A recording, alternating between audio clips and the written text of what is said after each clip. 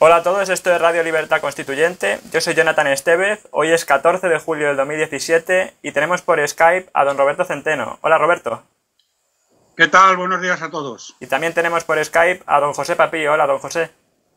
Muy buenos días. Y por supuesto tenemos a don Antonio García Trevijano. Hola, don Antonio. Sí, estoy muy contento porque hoy vamos a hacer un programa que yo creo que va a ser memorable. Y empecemos por la historia. 14 de julio en Francia. Es imposible no hablar de esta fecha, sobre todo por lo que significó la realidad en comparación con lo que hoy se celebra. Bien, el 4 de julio es la fiesta de la independencia de Estados Unidos. El 14 de julio no celebra independencia ninguna, sino que es el día de la formación de la unidad, la libertad, la fraternidad y la igualdad francesa. Sin embargo, así como es real y justificado que el 4 de julio se celebre la independencia de Estados Unidos, por ello, el 4 de julio es un mito fundador y fundante. Es decir, no solamente es que la historia de la independencia arranca de un 4 de julio y eso se convierte en mito, sino que además de ser fundador, continúa a través de los años que vienen de la historia y hasta hoy, continúa siendo el sostén, la explicación o la legitimación de la independencia, por eso de Estados Unidos. Por eso no solo es un mito fundador, sino fundante, porque continúa desarrollando su función primigenia de dar sentido histórico a la independencia de un pueblo. En cambio, en Francia nada de eso. En Francia, pese a que las alharacas del 14 de julio suenan en el mundo, sin embargo, es un hecho que no tiene importancia histórica ninguna.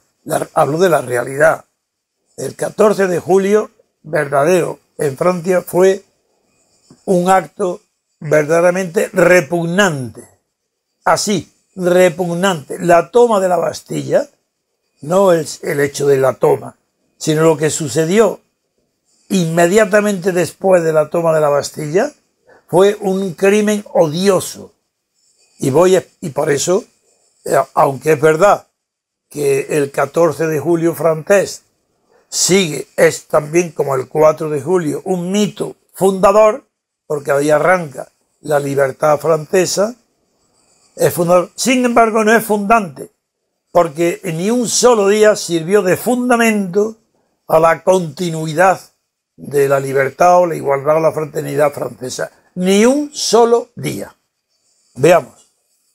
Por eso voy a empezar contando lo que pasó de verdad el 14 de julio y que la inmensa mayoría de los historiadores lo silencian o pasan sobre ascuas sin explicar de verdad lo que pasó en definitiva. No hablaré de lo que pasó en París, donde se reunía la muchedumbre desocupada y más bien harapienta, junto con unos periodistas célebres, algunos de ellos Camilo Desmoulins, donde se seguían los acontecimientos de Versalles por las noticias que llegaban a la residencia del duque de Orleans en el Palais Royal, en el centro de París. Ahí se sentía. Y ahí llegó la noticia de la destitución de Necker. Necker fue nombrado por Luis XVI, era un suizo, no era francés, y padre de Madame Staël, y un financiero muy, muy inteligente, era banquero. Fue nombrado pues, jefe del gobierno francés para que resolviera el tema financiero de Francia, que había provocado nada menos que la convocatoria de los estados generales, de las provincias, de las regiones francesas. Bien. Llegó la noticia de la destitución de Necker, que era muy querido por las multitudes de Francia, porque creían que era el que iba a resolver el tema pues de la escasez de alimentos de París. Dimite. Y Necker lo echan. Y la impresión que causó esa noticia en París, ahí en los jardines, en la calle, en los alrededores del Palais Royal, fue tremenda. Entonces unos harapientos mendigos, aproximadamente menos de 200 personas, acompañaron ese día 14 de julio a un destacamento de guardias municipales del Ayuntamiento de París que habían partido ante el rumor de que los regimientos suizos y alemanes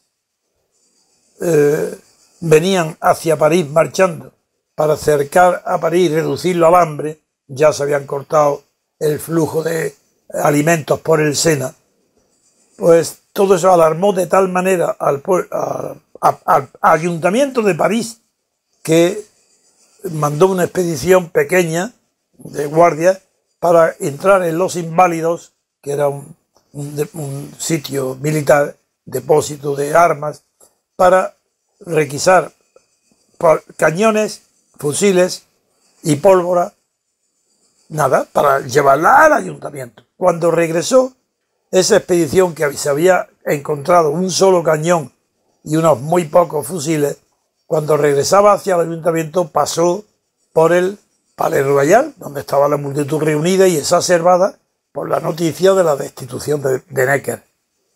Y allí unas mujeres, voz femeninas, imposible de identificar, gritaron a la Bastilla, a la Bastilla, al pasar la marcha del cañón con los guardias municipales, pues se enfiló, se desvió y en vez de irse hacia el ayuntamiento, como estaba en la misma dirección, puesto que la Bastilla está donde hoy está la Plaza de la República y el ayuntamiento estaba en la misma dirección, pero bastante antes, pues marcharon para la Bastilla.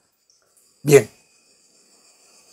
Resumo porque sería muy largo contar todo lo que pasó y el ridículo de la toma. El hecho es que al mando del teniente Elis, un destacamento también muy pequeño del ayuntamiento de París, de la comuna, que se llamaba, dirige con otro cañón hacia la Bastilla, y este que venía de Los Inválidos no traían pólvora, y cuando dijeron a la Bastilla era buscando pólvora.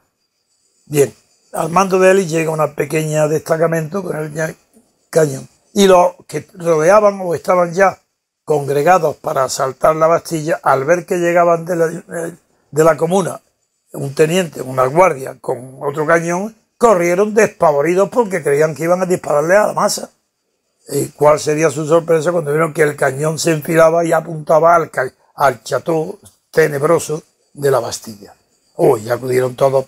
El hecho es que hubo unos muertos, se asaltó, y luego, cuando ya habían tomado la Bastilla y cogieron al gobernador Launay, se lo llevaron prisionero, y cuando iban camino del ayuntamiento con el prisionero, pues antes de llegar, mucho antes, le cortaron la cabeza, la ensartaron en una pica y siguieron la marcha hacia el sitio de reunión de los acontecimientos, que era el Palais Royal del duque de Orleans.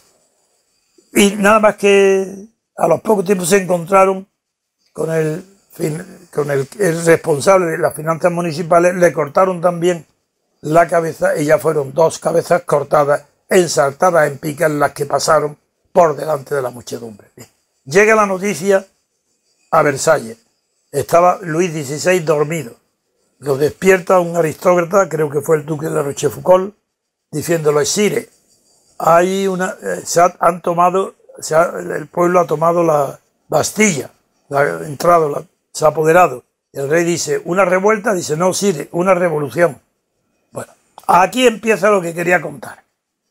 Es tal el pánico que entra en Versalles Luis XVI, tal miedo, que no se le ocurrió otra cosa que levantarse de la cama rápido, vestirse y salir en busca de protección al hotel particulier, a la casa la casa particular que había sido alquilada por los oradores más famosos, por los líderes de los convocados por los estados generales, para pedirles protección. Bien, estos, donde eran todos los conocidos, eran desde Mounier, que era el presidente de la Asamblea en Versalles. Ese había huido a Grenoble, de donde era el mejor abogado, pero había quedado Barnave. Y luego también estaba Mirabeau, y estaban los grandes, Talleyrand, que es el que escribe las memorias, estaba en ese hotel particular y describen la escena. Estaban allí también todos horrorizados de lo que había pasado en París. Y habían huido, casi todos los diputados habían huido a sus provincias. Otros ya estaban casi llegando al extranjero, no sé, sin automóvil, y la velocidad de los caballos de la huida era impresionante. Y estando planificando los que quedaban, ¿dónde vamos aquí o allá? Suena la puerta, llaman a la puerta de ese hotel particular, y asustados, ellos, la policía que va por ellos, pues muertos de miedo, uno de ellos abre la puerta, ¿y qué se encuentra? A Luis XVI, que viene a pedir protección a ellos. Claro, y cuando lo vieron, el pánico de los diputados fue aún mayor que el rey. Ahí pensaba ya que iban a fusilarlos en el acto, que vendría detrás una guardia para disparar contra ellos. Y figuraros qué emoción, que el rey Luis XVI se dirige a ellos y dice estas palabras: Je suis à vous. Oh, ¡qué emoción! Yo soy vuestro. ¡Qué emoción! ¡Qué abrazo! ¡Qué encanto! ¡Qué charme!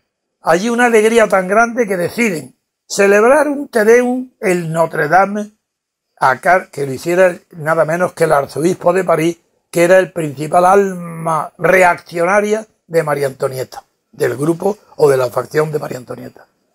Deciden todo y lo realizan. El rey decide que se presente en la Comuna de París y se ponga un sombrero rojo. Que allí todos son revolucionarios. Bueno, eso es lo que se celebra. Pero mientras tanto, en París, cuando ha pasado el desfile de las picas, hay algunos espectadores de excepción que han contado a sus mujeres o a sus casas de familia lo que están viendo. Personajes nada menos de la importancia, uno, de Saint-Just. Y ese cuenta lo mismo que otro personaje que también será famoso, que será el autor del levantamiento de la Comuna. Bien, y cuentan a sus mujeres que están viendo el espectáculo más horrible que ha visto nunca propio. No sé si la palabra fue tentote o algo parecido, pero los dos hablando igual del horror, del crimen, porque cuando vieron desfilar esto, esos dos grandes. Bien, eso es lo que celebra hoy la Bastilla, y yo quería contarlo.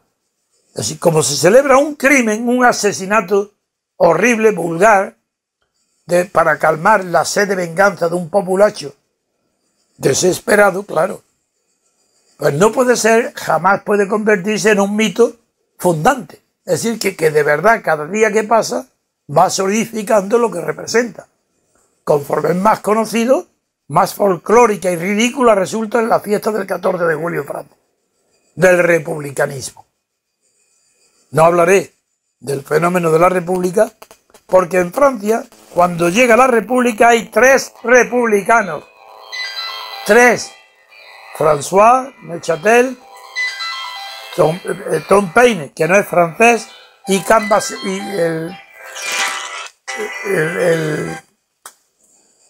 perdón, es que ha sonado el teléfono, bien.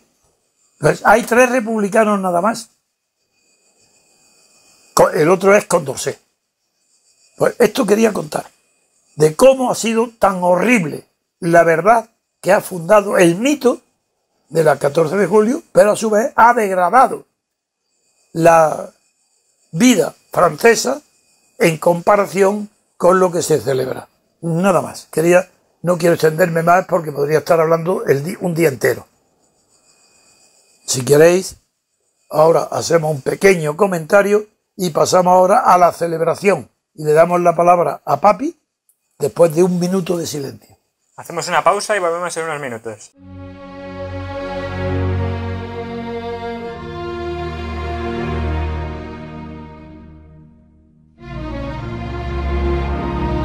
El MCRC organiza este mes de julio el simposio internacional titulado El consenso político degenera el idioma, en Santo Domingo de la Calzada, La Rioja. Del 21 al 23 de julio de 2017 se reunirán algunos de los colaboradores e intelectuales más cercanos al MCRC. Martín Miguel Rubio Esteban, José Sánchez Tortosa, Alberto Franceschi, Alberto Vuela Lamas, Alberto Iturralde, Pedro Gallego, Roberto Centeno, Gustavo Pareja, Marcos Peña, Gabriel Albiac y Dalmacio Negro, entre otros por confirmar, presentarán una serie de ponencias que desarrollarán el tema central del simposio y rendirán digno homenaje a la trayectoria de Antonio García Trevijano.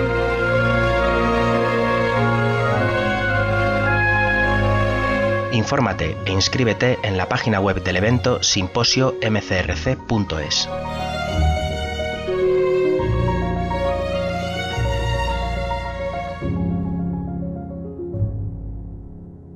Ya estamos aquí y le doy la palabra a don Antonio. Bien, ahora ya entramos en lo que significa, desde el punto de vista actual, el 14 de julio. Y le recuerdo a Papi, que va a tomar enseguida la palabra, que en España el país lo presenta con este titular: Macron se acerca a Trump para sacarlo del aislamiento. Así que ya está en Francia con ese papel tan grande de que está protegiendo a Estados Unidos. De acuerdo, don Antonio. Bueno, pues yo lo primero que quisiera decirle a nuestros oyentes es que yo creo que me he equivocado de programa. Me he equivocado de programa, don Antonio, porque lo que está pasando en París parece más propio de la revista del corazón que de un programa de análisis político como el que usted lidera, ¿no? Y al que ha tenido la amabilidad de invitarme todas las semanas. Pero es que yo creo que los periodistas, como usted ha leído en el titular, me decía que era del País, ¿no? Sí, el País. Bueno, pues como me decía usted en el titular del País, la verdad es que, claro, están tan desesperados de que Macron sea el líder que puede acompañar a la señora Merkel en la transformación de la Unión Europea mejor, que es que ya no saben qué hacer. El señor Macron y el señor Trump no han hablado de absolutamente nada. Yo creo que quizás se le ha escapado alguna broma de estas que hace el señor Trump hablando de que, bueno, que igual vuelve al Acuerdo de París, que esto se puede renegociar, que nos podríamos sentar a hablar, pero es que todo el resto de noticias que han salido, don Antonio, son más propias del Hola, del Semana, del 10 Minutos. Trump, claro, ahora mismo el señor Macron pues está tan encantado de sí mismo, ¿no?, que lo único que hace es poses a la cámara, del lado bueno, sonríe, mueve los brazos, y ya sabemos que nadie puede imitar al señor Obama, ¿no? Que el señor Obama es incomparable y es muy complicado andar con tanto garbo y con tanto estilo, ¿no? Bueno, pues ahí dejamos a Macron porque Macron ya no da más para sí, ¿no? Ya no da más de sí, perdón. Y luego Trump pues tuvo de las suyas, ¿no? Habló de lo guapa que era la mujer de Macron, hombre, habló de que son muy buenos amigos, que le encanta cenar en la Torre Eiffel, que va a venir a verle muy pronto. En fin, pues nada, yo insisto, don Antonio, que es usted muy amable pidiéndome que le haga una crónica, un informe, digamos, en clave política de qué es lo que está pasando. No lo sabía, si no se lo hubiera pedido a Jaime Peñafiel. Claro, no, ese señor lo haría muchísimo mejor que yo. Es la persona adecuada para ello. Por ello, sí. Yo no tengo, don Antonio, la suficiente gracia para presentar esto, y bueno, como nos decía Jesús Murciego desde Londres ayer, en un programa muy bueno que hizo con Alberto Iturralde, pues bueno, que también la visita del rey Felipe el Preparado, a su señora y ama, doña Leticia Ortiz, pues la visita al Reino Unido, pues por lo visto de momento poco más ha dado que hablar del vestido de Leticia o del sombrerito ladeado guapo que es el rey o poco más, ¿no? Bien, entonces, pues bueno, pues sigue, digamos, no, yo estoy preocupado de que este programa, que es un programa muy serio, en el que se hablan de cosas muy interesantes, pues llevamos ya 2 programas seguidos. No, pero se me ocurre una buena idea, que le demos al cortesano que tenemos, que todavía no ha empezado a hablar, que es Roberto Centeno, pues que haga una crónica de cortesano, ya veréis, y os vais a enterar lo que es Jaime Peñafiel aquí al lado de él, nada. Roberto, venga, cortesanía pura, ¿qué? Bueno, vamos a ver, efectivamente, yo estoy con lo que dice Papi. Uno intenta mirar en la prensa económica del día, me estoy refiriendo a Bloomberg, me estoy refiriendo a la CNBC, a Wall Street Journal, etcétera. Y claro, el tema este de Trump, bueno, lo único que dice es que el presidente de Estados Unidos ha ido a Francia para celebrar, coincidiendo con el Día de la Bastilla, el que hace 100 años Estados Unidos entra en la Segunda Guerra Mundial. Esto es lo que se ha Ah, no está mal, no está mal. Que no está mal la fecha, claro. Sí, porque Sí. esa es más histórica, esa, sí. No fue la fecha de 14 de julio, pero sí fue el año. Sí. O sea que hace 100 años Estados Unidos entra en guerra en Europa. Por decisión de Wilson. Efectivamente. Y esto es lo que Trump ha ido a celebrar. Con los Han ido a célebres visitar 14 puntos de Wilson, sí.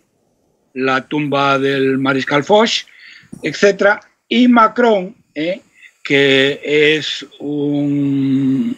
Bueno, es un personaje. No, es un que Macron, tengo que un Macron. repetir, que cuenta con el 16%, con solo el 16% de los votos apoyo de los franceses, lo que no le da legitimidad, aunque tenga legalidad. Sí, señor.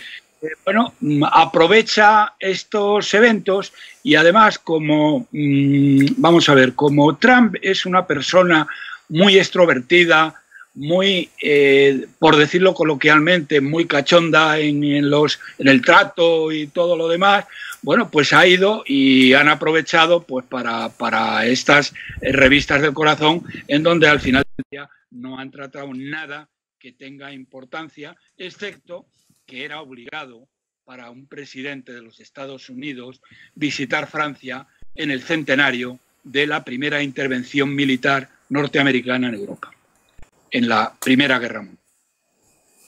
Muy bien.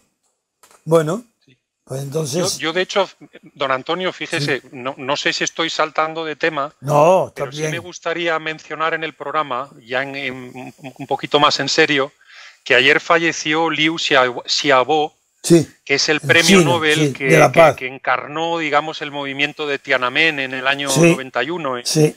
En el año 89, perdón, en China. Sí. Y este señor, pues bueno, estaba en la cárcel desde el año 2008, lo habían soltado con un cáncer de hígado y ayer murió en custodia policial todavía. Sí. Y bueno, pues sabemos que nuestros intelectuales, profesores, periodistas, políticos, expolíticos, les encanta firmar manifiestos, ¿no? Y hablar de lo que no saben en general, pues bueno, qué gran oportunidad ahora para denunciar, ¿no?, cómo está todavía el régimen chino y qué falta de libertad hay allí, ¿no? Claro, pero los dólares que tiene y el comercio prevalece sobre cualquier derecho humano. Exactamente, y si utilizamos todas las portadas para criticar a Trump o para meternos con Theresa May, y este señor, que bueno, que es una vergüenza que Occidente no le apriete más, y no le aprieta más porque nos viene bien a todos hacer negocios con China. Claro. Y bueno, pues ayer este señor falleció, yo estoy esperando los manifiestos o las firmados o las manifestaciones de los abajo en la firmantes, calle, los conciertos de Madonna o algo, ¿no? No, de los abajo firmantes. Exactamente. Muy bien. No sé si cambiaba de tema, pero es que creo que no, está bien, muy sí bien. Era algo que te lo agradezco, que acordarnos. Te lo agradezco que lo hayas sacado. No, yo creo que vamos a hacer muy pronto, ya enseguida, otra pausa para emprender los análisis que solemos hacer, porque yo siempre quiero aprovechar la presencia de Roberto, ya que siempre estamos manejando verdaderas bombas de efectos retardados, porque todavía no hemos conseguido que las opiniones de los periódicos, la opinión pública, se haga eco. Pero hoy, papi, tú tienes en tus manos también, y Roberto, el estudio de una partidaria del MCRC, que ha hecho una tesis, la vais a nombrar y hacemos enseguida decir de qué se trata, y paramos una pausa y empezamos dándole la palabra ya a Roberto para que analice los resultados de este estudio que ha comenzado a ser conocido. Así que, si quieres, papi, anuncia tú la noticia que vamos a tratar luego después de la pausa.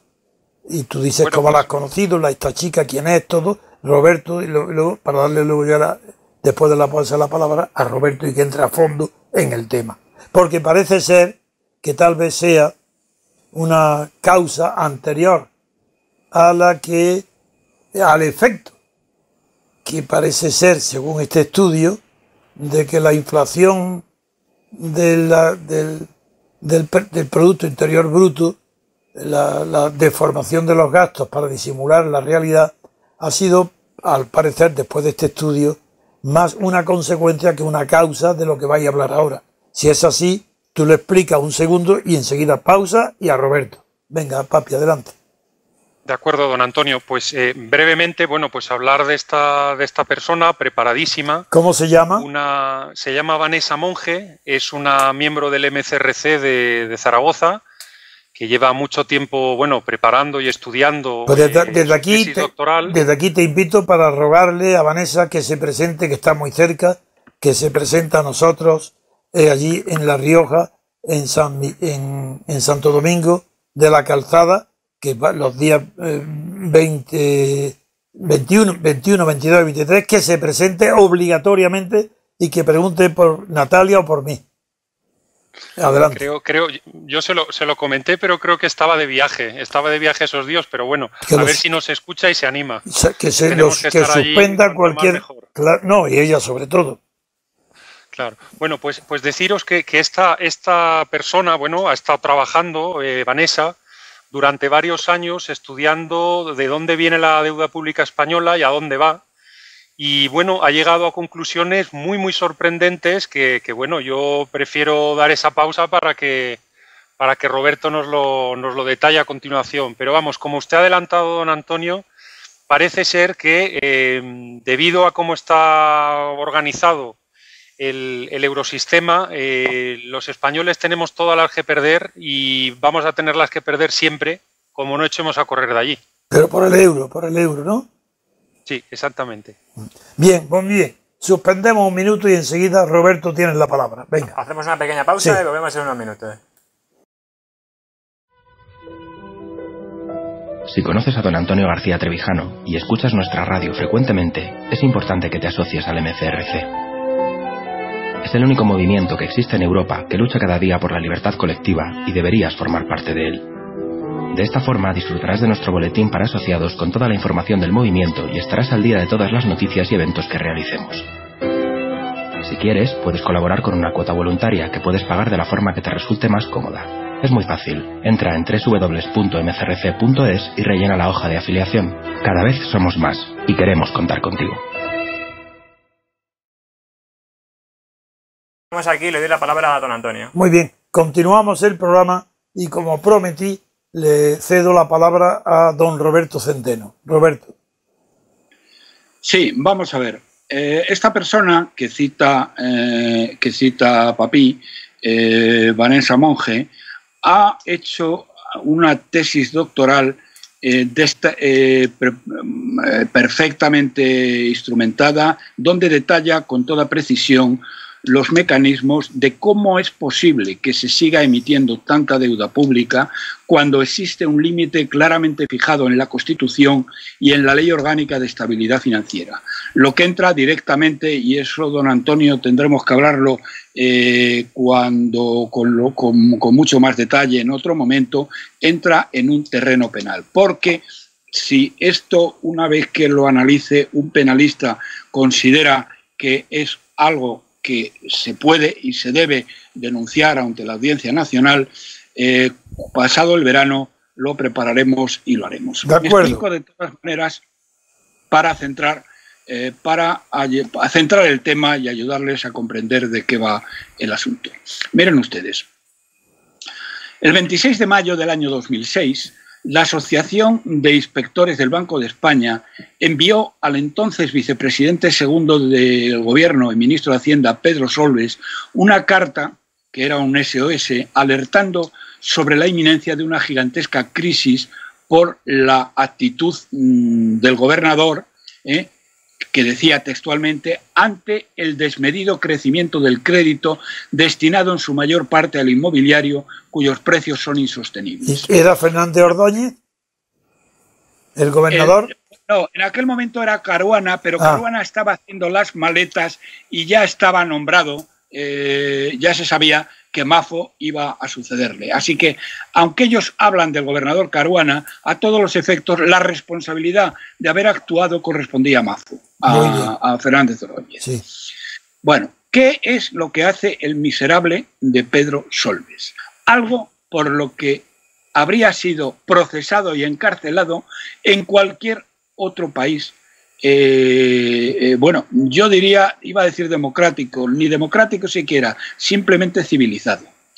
Pero como lo que tenemos aquí es una oligarquía de arrebatacapas,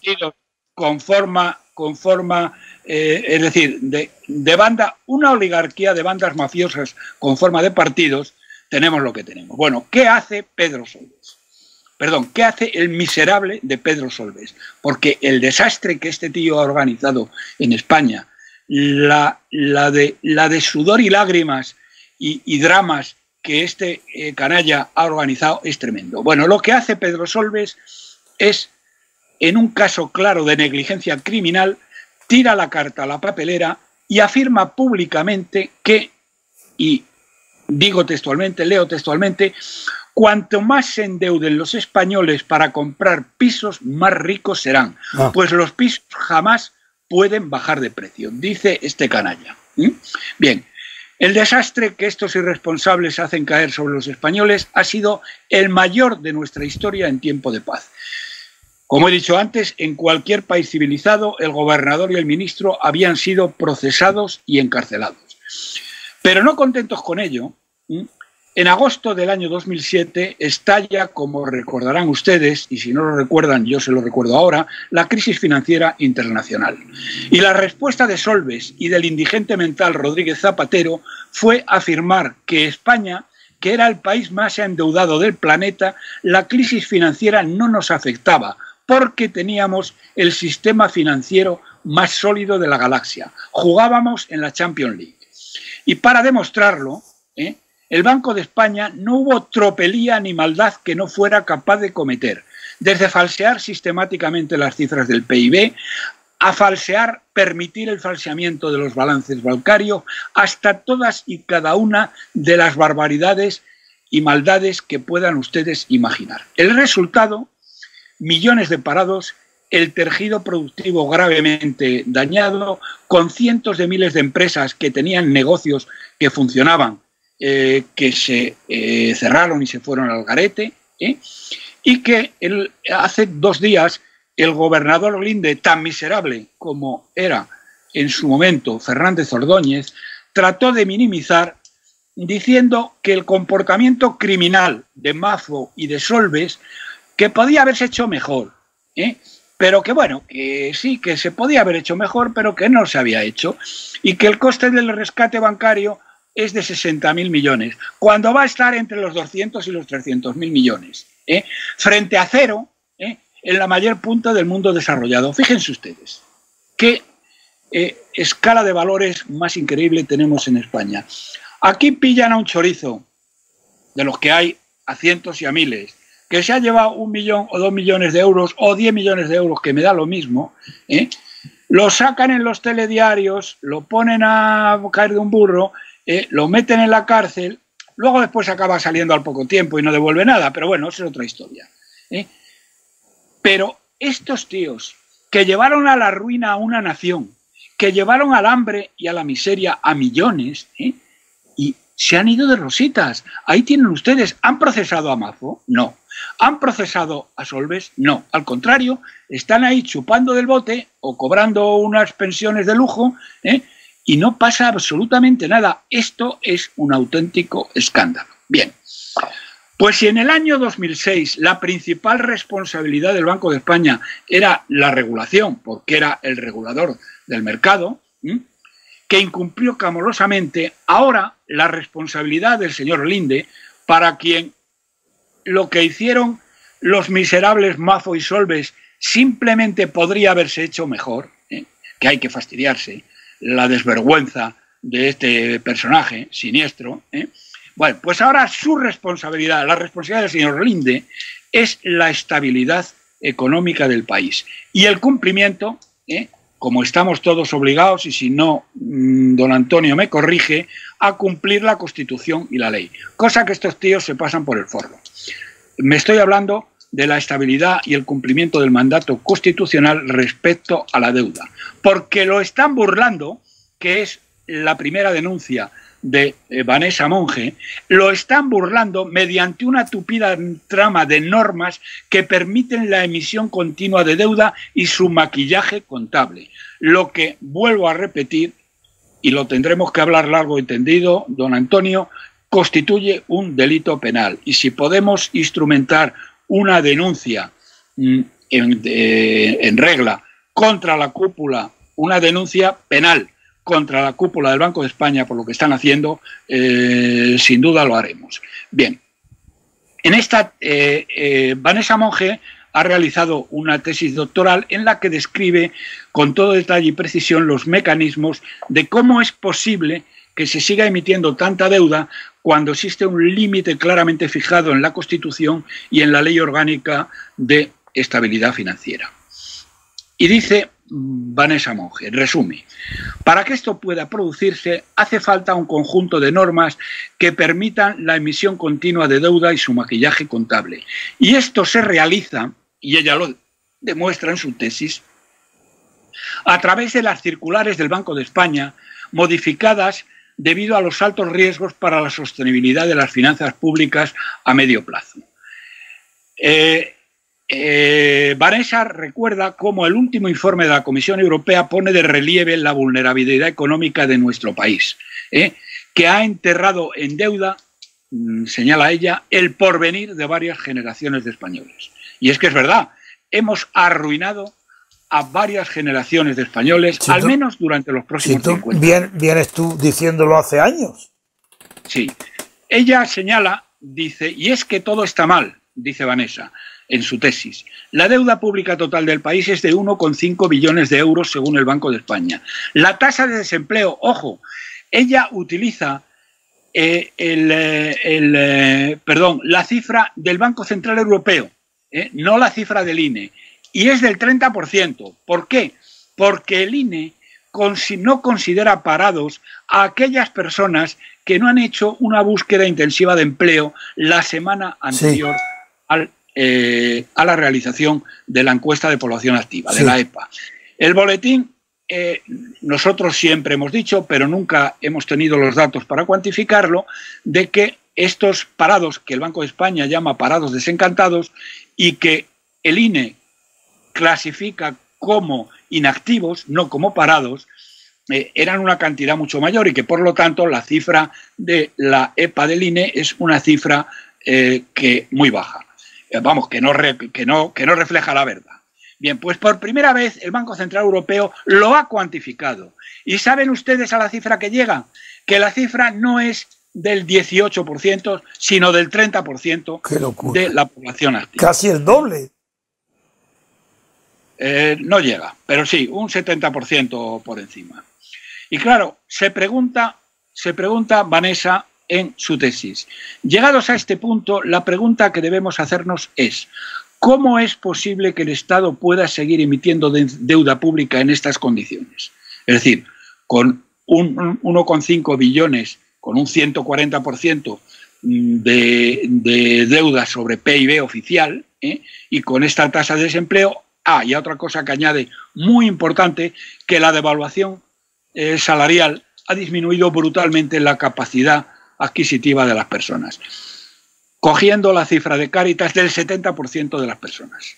Solamente un 30% de las personas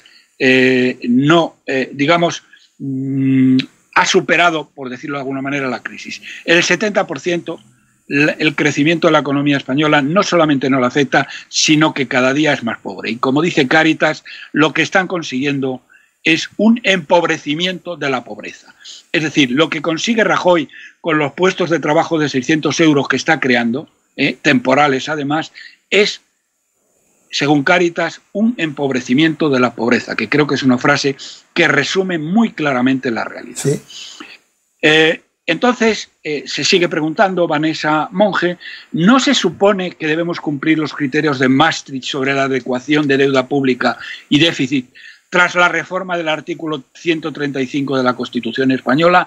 Es más, ¿dónde quedan los principios de estabilidad presupuestaria, la prudencia financiera de lo que nos habla la Constitución y la LOEPS?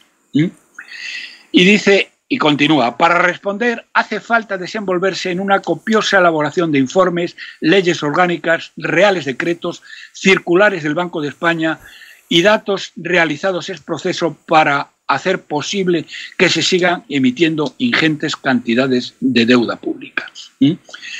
Bien, ella es esto lo que desarrolla. Desarrolla mucho cómo las haciendas locales están fuera de control, cómo a pesar de todo siguen emitiendo deuda pública y cómo estos mecanismos perversos entre el Ministerio de Economía, el Ministerio de Hacienda y el malvado Linde, un emulador de Mafo, está siguiendo una política directamente criminal, ocultando, utilizando las circulares del Banco de España para poder seguir emitiendo deuda que, como dice Vanessa Monge, está endeudando a varias generaciones de españoles y destruyendo la vida de los mismos. Y este es el tema sobre el que vamos a seguir trabajando. Estamos preparando un artículo que no sé cuándo lo podremos, digamos, llevar a efecto, pero en donde vamos a ligar el comportamiento del Banco de España en el año 2006, que nos ha llevado a la mayor crisis económica de nuestra historia, sin que nadie haya respondido de nada. Y eso solo es posible porque estamos gobernados por una oligarquía mafiosa de mafias políticas con forma de partidos. Y esto es lo que lo que tenemos. Sí, pero hay una dimensión que en tu brillante, porque para mí ha sido brillante aclaración de lo que has hecho, falta. Y es, ¿cómo es posible que pueda el gobierno español y la economía española y el Banco de España ir incrementando la deuda de esa manera incontrolada? ¿Y por qué el euro, que es una moneda común, no repercute? ¿Por qué eso no tiene influencia en...? Eso es algo que hay que responder y aclarar. ¿Qué pasa con el euro? ¿Cómo puede sostener que un gobierno dentro de los gobiernos del euro haya uno, España, que pueda emitir lo que le dé la gana? ¿Y qué le pasa al euro? Están actuando, y esta es una frase muy directa de Vanessa Monge, dice que están actuando como si mantuvieran todavía en su poder las competencias en materia monetaria. Ahí está, como si fuera la peseta. Efectivamente. Claro, efectivamente. Y esa es mi duda. Bueno, ¿por qué lo están haciendo? Bueno, porque el Banco Central Europeo se lo permite. Se lo permite, ¿por qué? Porque la señora Merkel ha dado instrucciones de que no se mueve ni una paja en Bruselas ni en el Banco Central Europeo hasta después de las elecciones alemanas. Después de las elecciones alemanas veremos qué pasa. Pero papi me ha dicho antes de empezar algo que me gustaría que lo aclararas tú, papi. Sí, yo es que quería añadir a lo que, vamos, a la exposición de Roberto, que además Vanessa ha caminado también hacia Europa. Ahí está, y ha dicho que todo esto está pasando porque el sistema monetario, digamos, que nos obliga a vivir el euro, nos obliga de determinada manera a tener que estar endeudándonos continuamente. Es decir, aquí lo ha expuesto muchas veces Pedro Gallego muy bien, que le gusta estos temas, como, claro, al haberse cogido la Unión Europea nada más la competencia de la política monetaria, han dejado ahí la política presupuestaria por tocar. Sí, lo que se llama fiscal, ellos dicen, sí.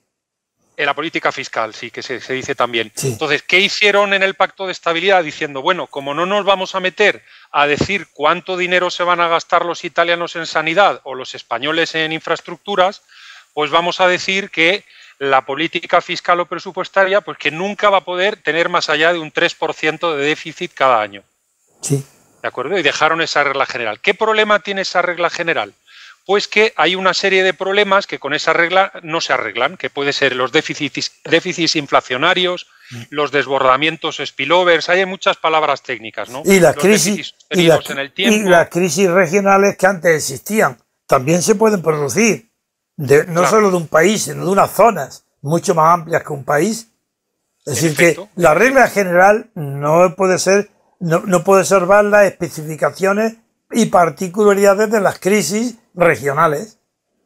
Eso es. Y dicho en Román Paladino, pues digamos que lo que ocurre es que como este sistema no está bien organizado, siempre tiene que haber ganadores y perdedores, y en este caso los que ganan siempre son los alemanes, porque nosotros vamos a tener que estar endeudados para siempre. No, y porque España quedemos dentro del euro. y porque España es perdedor siempre. Lo que estoy diciendo conduce a que España tiene que perder siempre. Eso es, eso es. Es así, y ¿no? esa es una de las conclusiones, yo creo que muy interesantes del trabajo de Vanessa. Yo creo que Roberto se ha centrado, digamos, en la falta de responsabilidad Sí. de nuestros jefecillos, ¿no? Sí. Con la continua emisión de deuda sin control. Pero claro, es que al final lo que ella se plantea es que si no les queda otro remedio. No les queda otro remedio porque para mantener este nivel de crecimiento vamos a tener que seguir endeudándonos siempre, en fin. Pero lo de Grecia es distinto, tiene una causa diferente. Bueno, Grecia es que me corrija Roberta, pero Grecia es que no es exactamente un Estado moderno desde el punto de vista fiscal, ¿no? Es decir, allí no sé cómo formularlo. Roberto aquí Lo formulaba muy bien Gila. Sí, que cuando decía uno de sus chistes, hablando de que había estado en Grecia y tal, decía que Grecia es como un país. Bueno, Grecia es como un país. Los problemas son diferentes. Son diferentes. En Grecia, por ejemplo, no tienen las comunidades autónomas, pero han tenido pero cuando yo hablo, ladrones, no, pero cuando yo hablo de han llevado el oro, el moro y el no, pero digo, cuando digo que han llevado la deuda, como en España, pero lo han hecho de una manera directa, salvaje. Y en España, lo que tú has explicado del Banco de España, pues los han hecho de una manera especulativa interna con la documentación. Sí, están esa es la diferencia. A los españoles, que es lo que demuestra Vanessa. El cómo nos engañan, cómo utilizan. Es decir, es lo mismo, vamos a ver, es lo mismo que ocurrió en el año 2006. Por eso yo quiero correlacionar las dos cosas. Es decir, el Banco de España no está cumpliendo las funciones para las que son su obligación principal. Sí, de regulador. Entonces no cumplió de ser el regulador del sistema y el controlar adecuadamente lo que estaban haciendo los bancos y el tipo de préstamos que estaba realizando, porque decidieron mirar para otro lado, y ahora vuelve a repetir lo mismo con unas consecuencias devastadoras para varias generaciones de españoles, porque nos han arruinado de una manera estrepitosa, y ellos se han ido de rositas. Y ahora los que están de nuevo al mando vuelven a hacer lo mismo con la estabilidad presupuestaria, que se la pasan por el forro, y con la Constitución, que les limita la deuda y que se lo pasan por el forro, y utilizan toda una serie de procedimientos, igual que utilizaron a partir de 2008, para falsear la situación y para poder seguir endeudando, sobre todo las comunidades autónomas, que además están totalmente fuera de control. Porque las comunidades autónomas no están controladas por nadie, porque, como ha sentenciado el docto Tribunal Constitucional, al ser autónomas, las comunidades no necesitan ser controladas por nadie. Claro.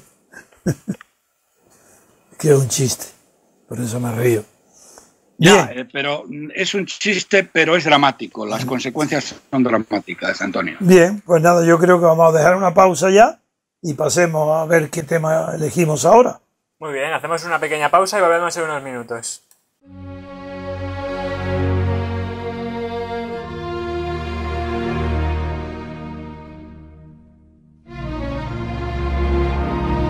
El MCRC organiza este mes de julio el simposio internacional titulado El consenso político degenera el idioma, en Santo Domingo de la Calzada, La Rioja.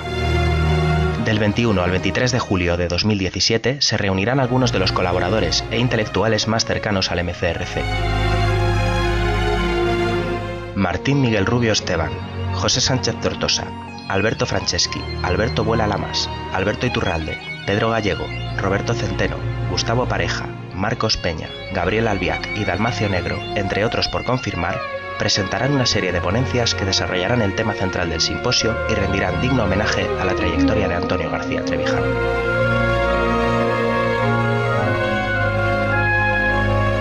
Infórmate e inscríbete en la página web del evento simposio-mcrc.es.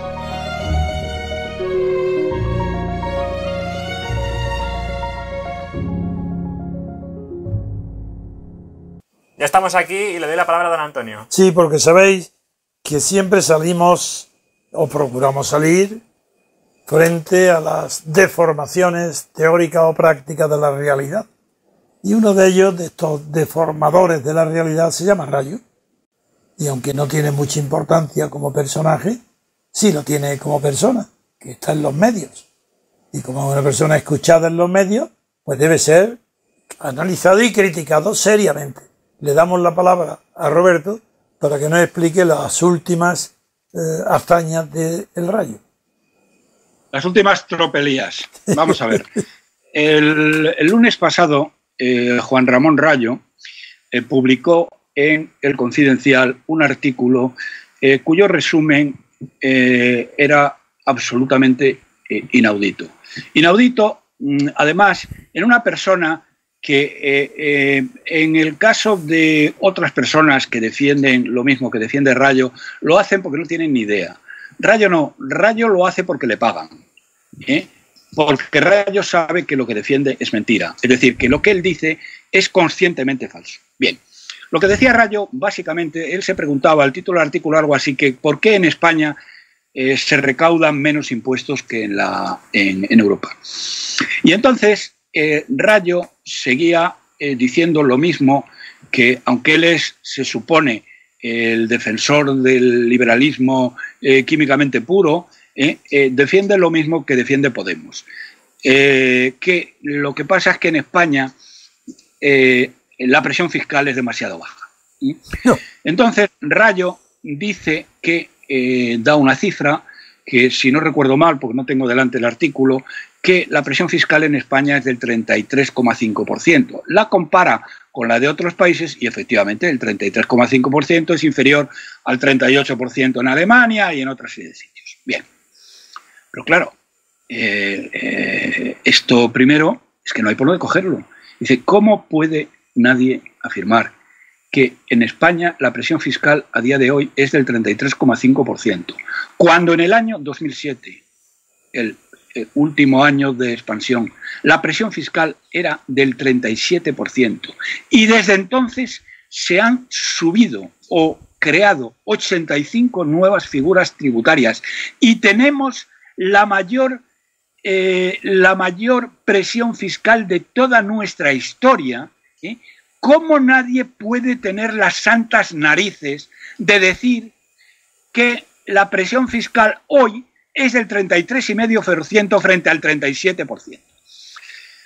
Miren ustedes, si cogemos cualquier impuesto, el IVA en el año 2007 era del 16%, hoy es del 21%. Pero es que además, Mariano ha cogido y toda una serie de productos que estaban sometidos a un IVA reducido al 10%, los ha puesto al 21%. ¿Cómo es posible que, bueno, y así todos los impuestos? Cogen ustedes los impuestos especiales, los tipos son hoy muchísimo mayores. Cogen ustedes el IBI, el impuesto de valor, el impuesto de valor, perdón, el impuesto de bienes inmuebles. Bueno, es que es casi el doble hoy que el que era en el año 2007, a pesar de que el precio de los pisos se ha hundido casi a la mitad. La casta política parasitaria, estos ladrones que se denominan a sí mismos mafiosos, que se denominan a sí mismos partidos políticos, a pesar de que los pisos han bajado a la mitad, han subido casi al doble, un 70 y tantos %, el impuesto de bienes inmuebles. ¿Y cómo puede venir el señor Rayo diciendo que la presión fiscal ha bajado esa barbaridad? Pero bueno, es que luego sigue. Y luego dice que para arreglar esto, a los que hay que subir los impuestos no son a los oligarcas del IBEX, que son los que le pagan, mejor dicho, son los que le llevan a las televisiones y a cambio de ello dan publicidad a las televisiones, ¿eh? No, a estos señores que pagan el 4% en vez del 35% que tendrían que pagar de media, los oligarcas del IBEX, ¿eh? Los señores de Telefónica, del BBVA, del Santander, etcétera, etcétera, ¿eh? No, a los que hay que subir textualmente, dice el señor Rayo, los impuestos, es a la clase media y a la clase trabajadora, es decir, a la clase media y a la clase menos favorecida. Bueno, os dejo a vosotros, te dejo a ti, Antonio, el que busques los adjetivos adecuados para una persona que dice tales barbaridades y tales canalladas, porque esto es una canallada. No hay por dónde cogerlo. Que sepan, por lo tanto, todos aquellos miembros del MCRC, y dado que se desarrolla muy bien en las redes sociales, cuenten estas cosas y expliquen en las redes sociales quién es Juan Ramón Rayo. Que además, insisto, no lo hace por desconocimiento, porque Rayo no es tonto. Hemos hecho programas juntos en tiempo pasado en el radio, y Rayo sabe que lo que dice es mentira. Miente conscientemente simplemente porque le pagan, y esto es lo que hace este caballero. Por lo tanto, cuenten ustedes, hombre, hay un artículo donde que pueden utilizar para obtener las cifras de él. El miércoles pasado en Vox Populi, Juan Carlos Bermejo publicó un artículo en que atacaba a muerte lo de Rayo, dando toda una serie de cifras que pueden nuestros oyentes utilizar y darles publicidad a través de las redes, que es lo que les pido desde aquí. Que esto se publicite y que desmonten ustedes las mentiras del señor Rayo, que es la coartada del sistema pagada por los oligarcas del IBEX para pedir que, decir que hay poca presión fiscal y que esa presión fiscal hay que subirla subiendo impuestos a los trabajadores y a la clase media, a la clase más humilde. Roberto, déjame comentarte algo. Fíjate, estamos hablando de la presión fiscal. ¿Qué te parece el esfuerzo fiscal? Porque no es lo mismo que te quiten 33 pesetas cuando ganas 100 pesetas que te quiten 330 cuando ganan 1000, ¿no? Claro, eso es lo que...